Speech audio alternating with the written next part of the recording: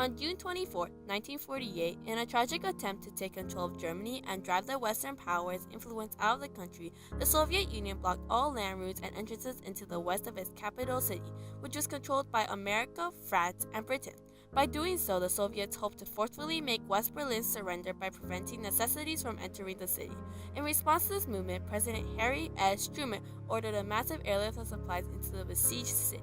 The Berlin Airlift, also known as Operation Vittles or Operation Planfair, was extremely triumphant.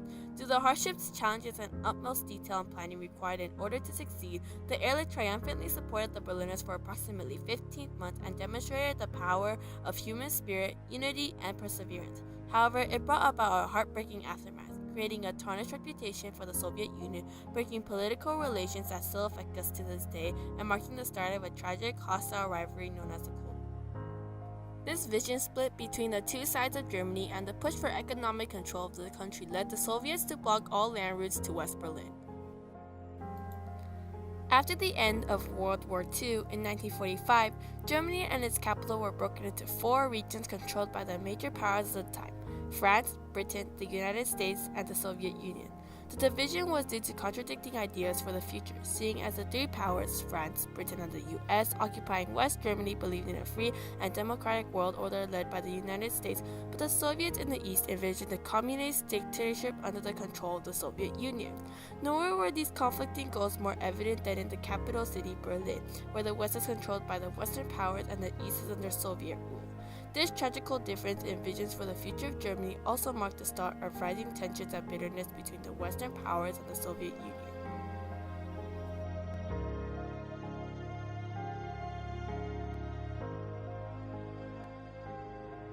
Mother was very upset. She said, "Now we'll have nothing to eat. We've been blockaded." I didn't know what blockade meant, but they used that word right from the start.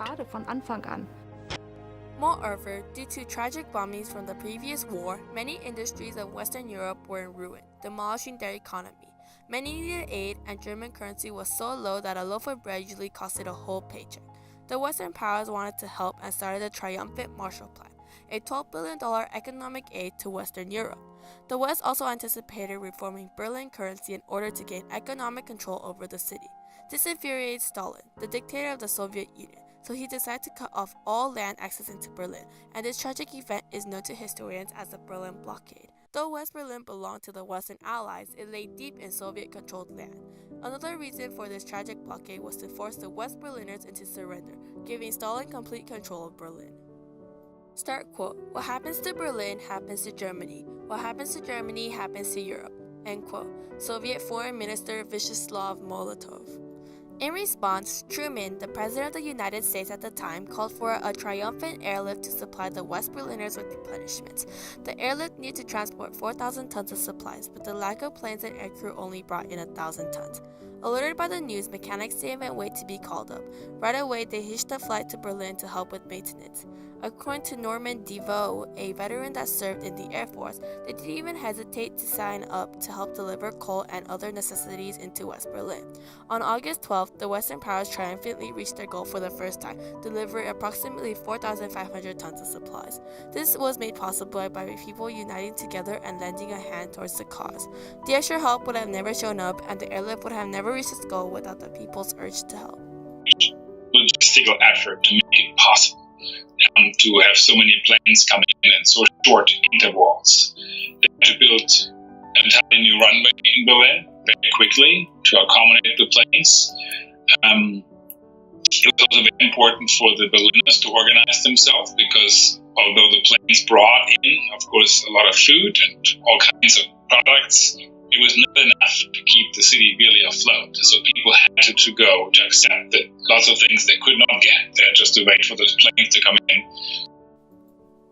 The triumph of the airlift also depended on the West Berliners' strong desire for freedom from Soviet control, pushing them to persevere through hardships. This was seen when the Soviets had offered the West Berliners food, but knowing that accepting the food meant submitting to the Soviets, the Berliners declined, for their longing of freedom overrode their hunger. This also allowed the airlift to continue supporting the trapped Berliners triumphing over Soviet dictatorship. Secondly, the airlift's shortcoming in the beginning didn't stop the Air Force. They persevered and in the end ended up delivering more to Berlin by air than they ever delivered by rail at any given day. Ultimately, this proves that the perseverance brings out triumph, as demonstrated in the airlift. Furthermore, Operation Little Vittles was started by Gail Halverson, a man driven by sympathy for others. He realized how long the Berlin children went without sweets, so he made it his personal mission to drop candy.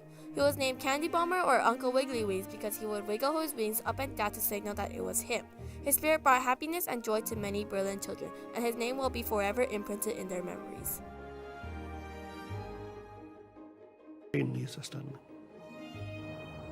Each of the larger planes carried 9 tons. We could unload each plane in roughly 7 minutes. That was 9 short tons of coal.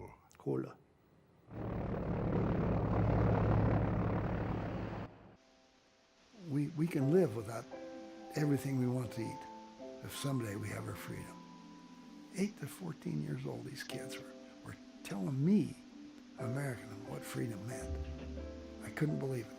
Little voice said, boy, these kids are unusual. How come? Well, they know freedom's more important than flour.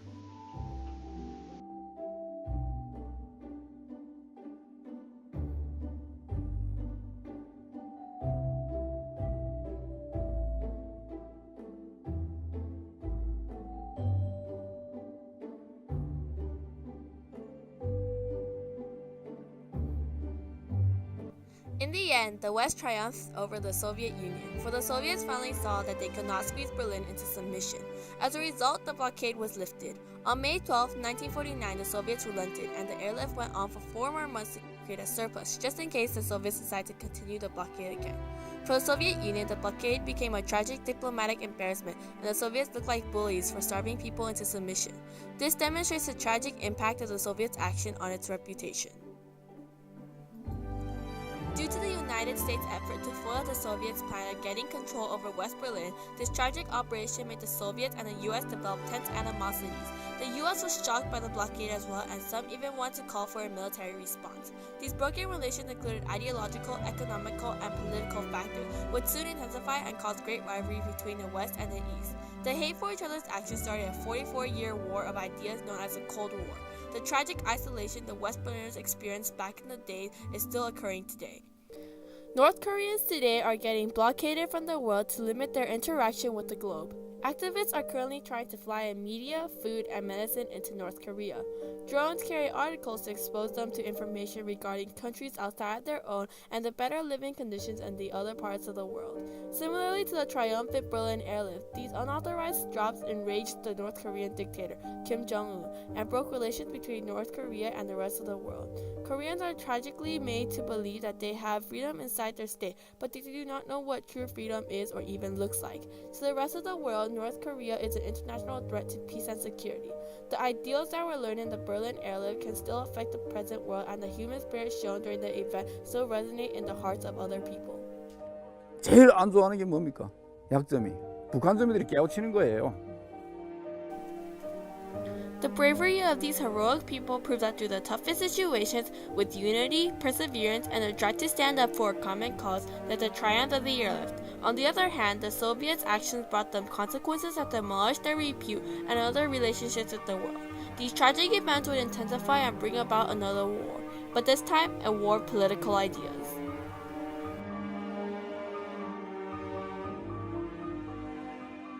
But even amidst the bleak Berlin winter, the airlift continued to bring people together in unexpected ways.